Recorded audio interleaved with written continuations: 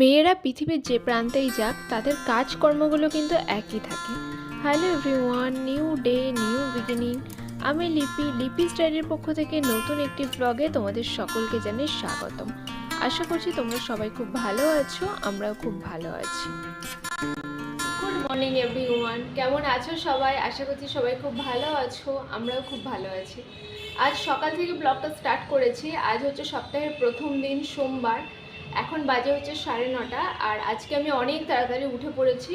উঠে হচ্ছে তোমাদের সাথে আমি জামা কাপড়গুলো দেখালাম। কালকে রাতে অ্যাকচুয়ালি ওগুলো আমি দেখাতে পারিনি, ভেবেছিলাম সকালবেলাতেই দেখাবো। আসলে কালকে রাতে ইচ্ছা করেই দেখায়নি, কারণ রাতের বেলা তো লাইটের আলো কম থাকে, তাই ভাবলাম দিনের বেলাতে এক্স্যাক্ট কালারটা বোঝা যায়। তো আমি আমার শপিংগুলো দেখিয়েছি, আমি যেটুকু শপিং করেছি। আর বাকিটা না আমি এখনও পর্যন্ত তোমাদের সাথে শেয়ার করতে পারলাম না, আস্তে আস্তে শেয়ার করব। আর সব যে কমপ্লিটভাবে কেনা হচ্ছে সেটাও না, এখনও টুকটাক বাকি আছে। অ্যাকচুয়াল গিফট আইটেমগুলো আমি দেখাতে চাইছি না, যেগুলো ধরো আমার মায়ের, আমার শাশুড়ির, এই সমস্ত কিছু। আমি ভাবছি ওগুলো থাক, আমার ব্লগিংয়ে আমি তোমাদের সাথে আমার জিনিসগুলো ঈদের আগে শেয়ার করি। বাকি জিনিসগুলো আমি শেয়ার করব হচ্ছে ঈদের পরে। ঈদের পরেও তো ধরো শাড়িগুলো থাকবে। আর ভালো শাড়ি দেখবে ঈদের সময় না কেউ পরে না খুব একটা, কারণ কাজকর্ম থাকে। ওই ঈদের পারপাসে কেনা হয়, কিন্তু পরে হয়তো পরে কোনো বিয়ে বাড়িতে বা কোনো অনুষ্ঠান বাড়িতে, এই সমস্ত পারপাসে।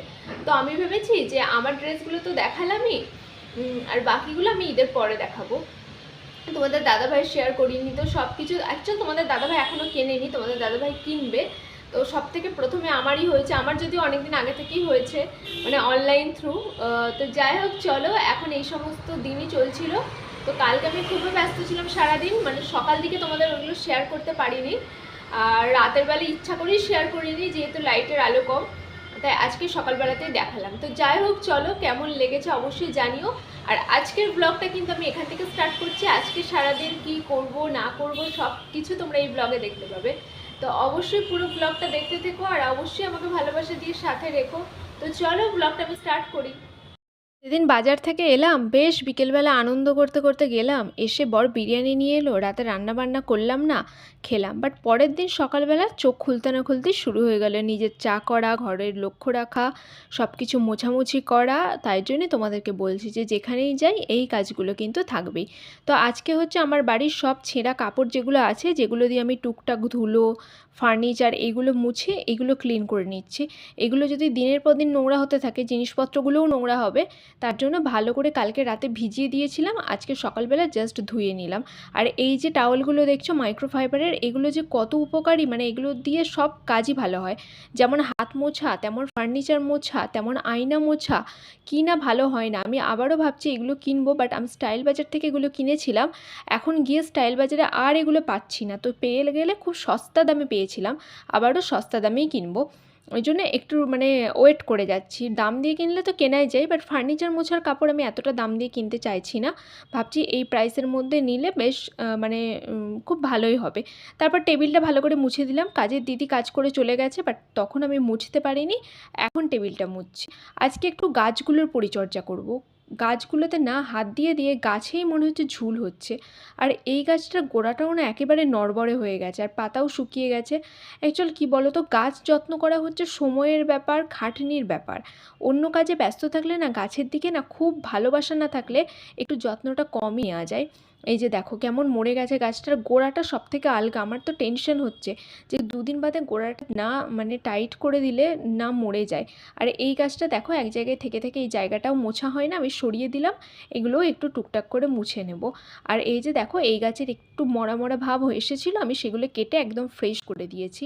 আর তারপর চলে এসেছি রান্নাঘরে, কয়েকটা বাসন টাসন আছে, মানে গ্লাস আছে, গ্লাসগুলো মাজবো। তো দেখো গ্লাভস পরতে পরতেই হচ্ছে আমার সময় চলে যাচ্ছে, আর কখন কি মাজবো।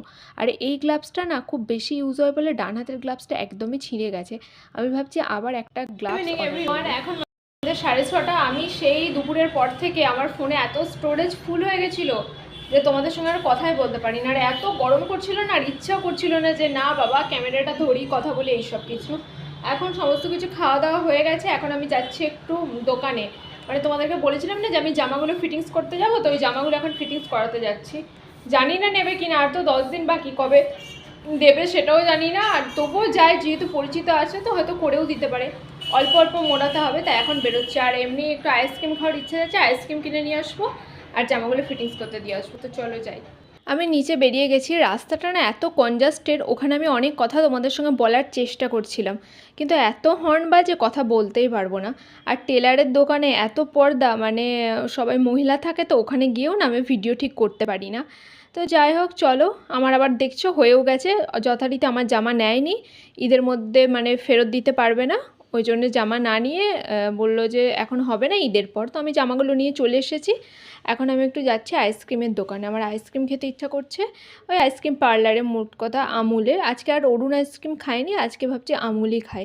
তো দেখো আমি চলে এসেছি। এই যে আমি এখন বলছি একটু স্লাইডারটা সরান, দেখি কী কী আছে। প্রথমে কোনগুলো ভাবছিলাম নেব, বাট তখন ভাবলো না, কোন তো সবসময় খাওয়া হয়, কুলফি বা রাবড়ি কিছু একটা নিই। কুলফিটা নিয়েছি। এটা একটা অন্য ধরনের কুলফি। অন্যান্য কুলফিগুলো যে হারে যে পরিমাণে বা টেস্টি হয়, এটা অতটা টেস্টি আমার লাগেনি, তবে দামটা একই রকম। তো চলো, আমি আবার বেরিয়ে পড়েছি। তার মধ্যে আমি আবার গিয়েছিলাম একবার এটিএমে, আমার একটু দরকার ছিল, ওই এটিএমের কাজটাও মিটে গেছে। এখন বাড়ি যাচ্ছি, আর এত গরম লাগছে যে কি বলবো। দেখো আমি বাড়িতে এসেছি, এখন আইসক্রিমটা খাচ্ছি। আর আজকে এই আইসক্রিমটা খেতে খেতেই কিন্তু আমি ব্লগটা এন্ড করছি। আর এই আইসক্রিমটা না পুরো চকোবারের মতো, ওপরে পুরো লেয়ার দেওয়া, জাস্ট কুলফির মানে হোয়াইট চকোবার, ওটাতে যেমন মানে চকোর কালার থাকে, এটা হোয়াইট। তো চলো, আজকের ব্লগটা আমি এই পর্যন্তই রাখছি। জানি ব্লগটা খুবই ছোট হয়ে গেল, আমার জীবনের সব ছোট ছোট পার্ট শেয়ার করলাম। প্লিজ দেখো আর ভালোবাসা দিয়ে সাথে থেকো।